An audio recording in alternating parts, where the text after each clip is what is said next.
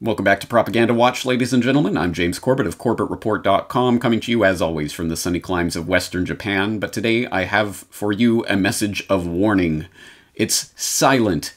It's invisible. It's spreading all around the globe, and it's going to kill us all unless we take drastic emergency measures to clamp down on it. Am I talking about coronavirus? No. I'm talking about that nauseous, toxic, life-giving gas, carbon dioxide. Now, do you think it's a bit of a reach for me to try to connect these two agendas together, the coronavirus scare and the climate change scare? Well, don't look at me, because it's not me who's trying to connect these stories in the minds of the public. So, talk about this connection between climate crisis and the coronavirus. We're not hearing very much about this. Well, we know in a general sense that the climate crisis is resulting in tens of thousands of wild species moving into new places. It's scrambling our migration patterns. And so that's going to contribute to this broader phenomenon of people and wildlife coming into new kinds of contact. So what is this thing called climate change? It still gets me that these invisible gases, right, are wreaking such havoc. But I think we have a parallel now with the coronavirus. How can a virus, wreak such havoc?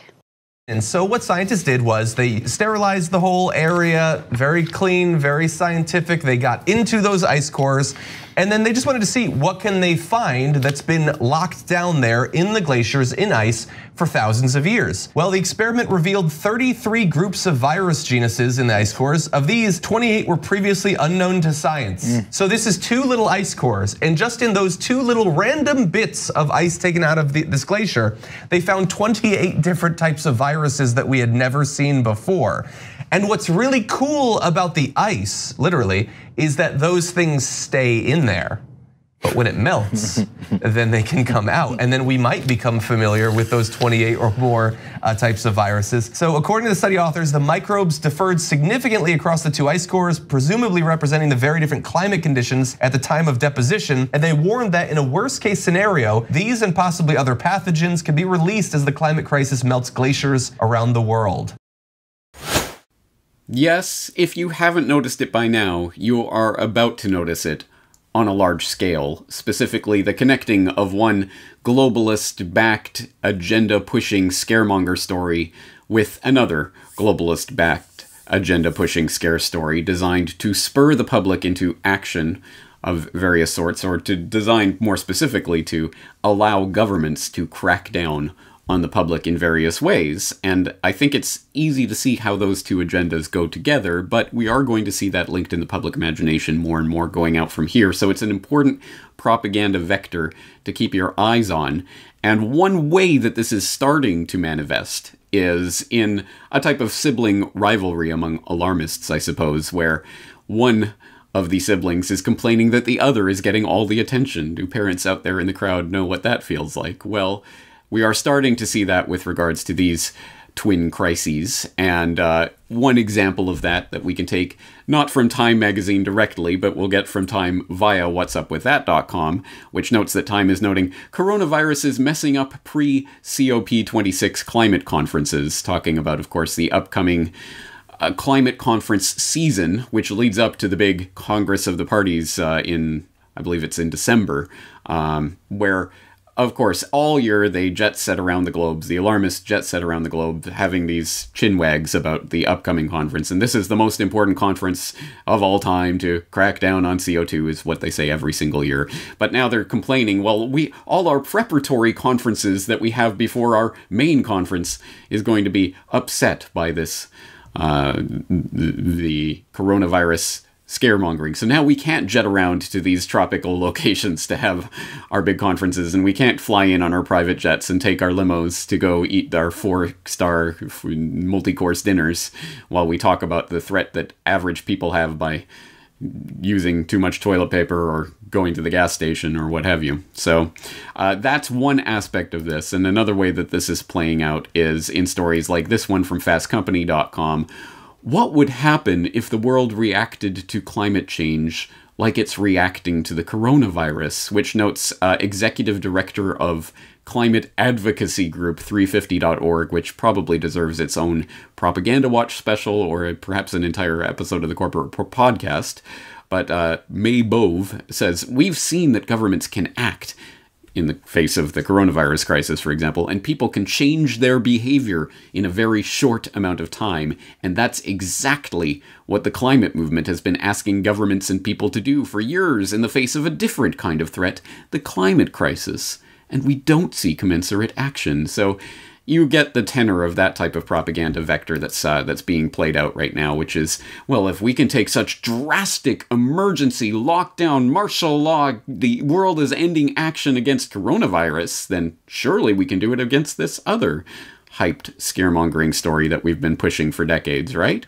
And there are, as I say, no end to the amount of examples of people essentially complaining, well, if you can do it in that crisis, surely you can do it in this other crisis.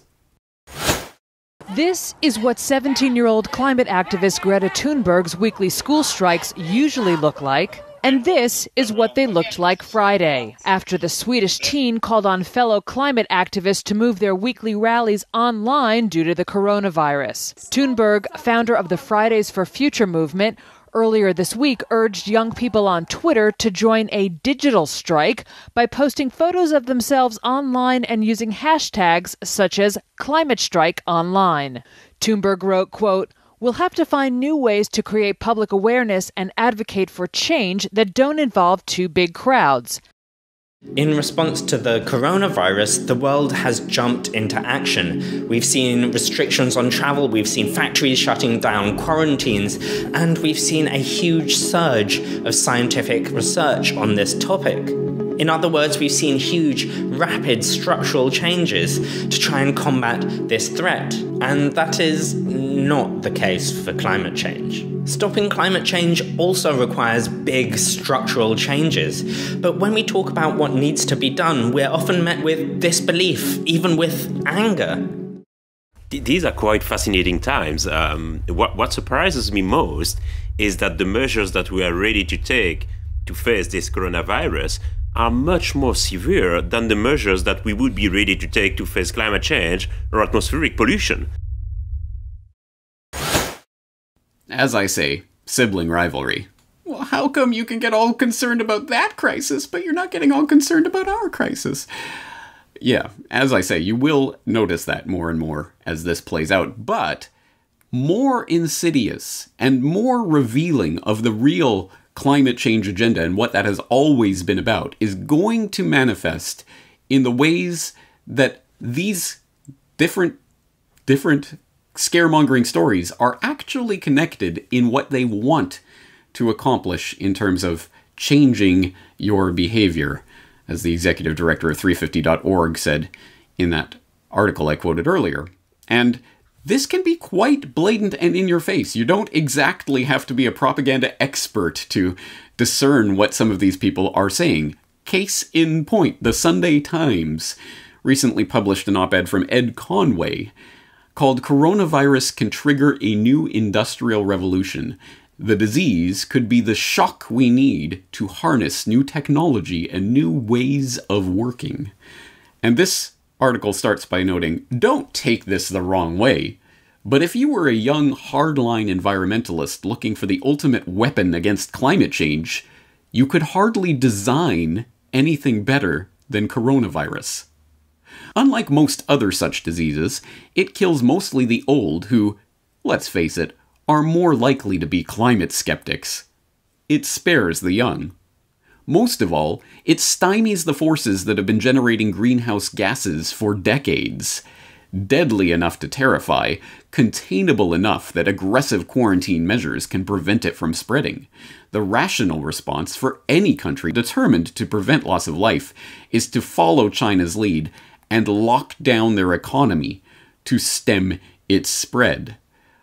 Hardcore climate activists have long railed against economic growth, and in the months ahead, they may have their wish granted, as GDP growth from China to Europe and the US is hammered by coronavirus. And he goes on to say that this is no normal economic slump. No, this is a complete and fundamental change in the way that people are going to work from here on forward that is being at least put on the table.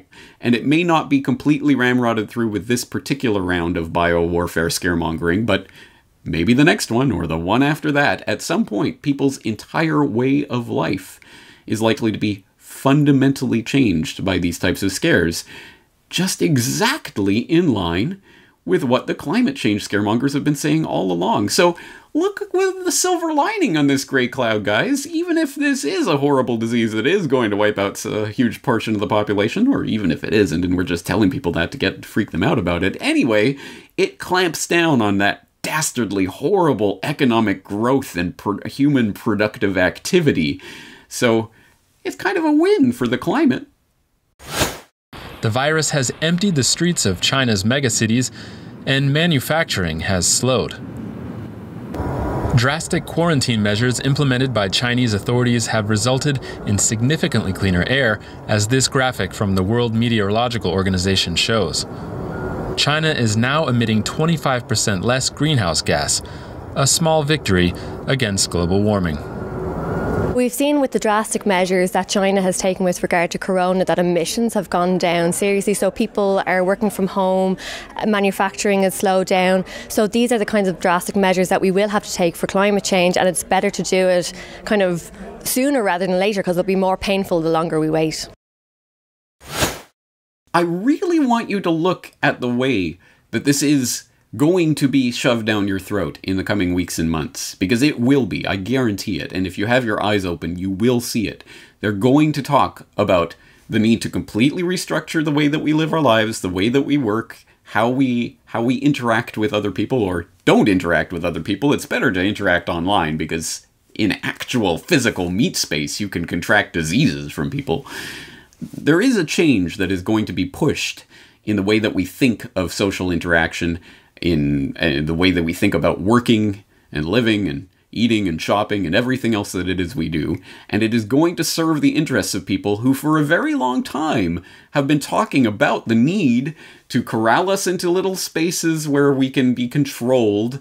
And but of course, within those spaces, we have to be basically quarantined from each other. So you might live in a cramped apartment block in the middle of an urban area, but you'll be isolated within your little block, and you won't certainly interact with neighbors. You won't go and talk to other people. Your kids won't play with other people. It will all be done virtually. It'll all be done remotely, and it'll all be controlled and rationed and apportioned so that there's not too much of this pesky economic growth and activity that gets in the way and interferes with climate or whatever it is, or causes disease to spread or whatever. Just stop that economic activity. Stop being independent from the chains that we've put around you. And if you think I'm joking, no, this is explicitly what the long-term agenda has been for years. And how far is it from what people are saying about the future under this coronavirus scaremongering regime, and the future that was presented, for example, at the Forum for the Future Action for a Sustainable World conference a few years ago, which had their video about megacities on the move and eco-life in the Plandopolis. Oh, hi. I'm so glad you're on time. I'm V. I'm looking forward to showing you around Plandopolis today. My husband works from home. He's a virtual engineer working on one of the city's desalination plants. He controls the robots who do all the important maintenance. I think he basically plays computer games for a living. You ready to go? Have you got your calorie card open on your smartphone? I registered your visit with Slick Travel Corp the other day, so they've allotted you a journey time to match mine. It makes so much sense, doesn't it? Switch off brain and go to work. With this many people around, I'm glad there's a mega computer in charge. We're so lucky. Our kids were allocated a school quite near my practice, so I can drop them off on the way. It saves on our calorie ration. Well, it won't be long until the little darlings get their career announcements. They've been working so hard, so I'm sure they'll get something good. Not that there's anything wrong with fixing carbon scrubbers for a living or anything. Are you hungry? Let's pop to the market as we're passing. Right, what's on the menu this month?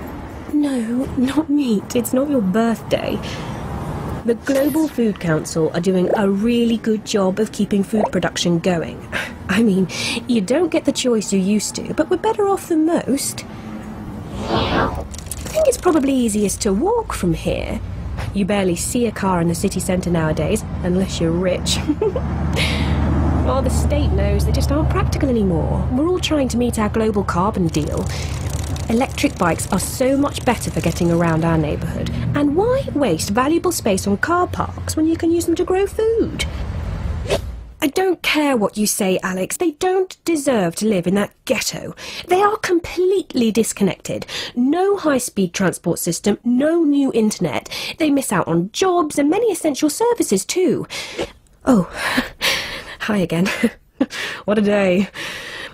I had to make an emergency visit to the Cry Freedom ghettos. I mean, I miss my sister like mad, but I'm glad they went when they moved to New Amsterdam. They're safe from climate change on the floating city. That must be her now. It's much easier to meet up with friends virtually now. So many cities have banned cars in central areas. Ooh, looks like she's got some juicy gossip. Yes, folks. This is a game for all the marbles. This is a huge part of the end game, and it is being pushed with twin scaremongering agendas that are going to be linked in the public imagination. Whatever it takes to get to the Plandopolis of the future, they will push. So if climate change doesn't do it, maybe coronavirus will scare you enough. There are profound changes that are going to be pushed in the public consciousness, and you are going to, if you haven't already, you are going to see that reflected in the propaganda that will be pushed on the public in short order. So keep your eyes open. This is part of what the Propaganda Watch series is about. It is to let you know this is going to be a big propaganda push. Keep your eyes open. Notice it when it's happening. Inform others. Because, again, like any good magician's trick, if you tell people about what's up the magician's sleeve before the trick happens, it's not quite so impressive and people don't go along with it. That is one part of the reason why we do this Propaganda Watch series. So I hope you take this information on board. And again, even if you haven't seen this or noted this consciously yet, I guarantee you will start to notice it. And when you do, Corbett Report members, please log in, leave your links and observations in the comment section. Let's keep our eye on this because I think this is a huge part of the agenda that's unfolding right now. Anyway, just leaving you with that thought for today. I hope you take this information and make something of it. I'll be back very shortly on corbettreport.com with more information and updates. I hope you'll be there to join me. James Corbett, corbettreport.com.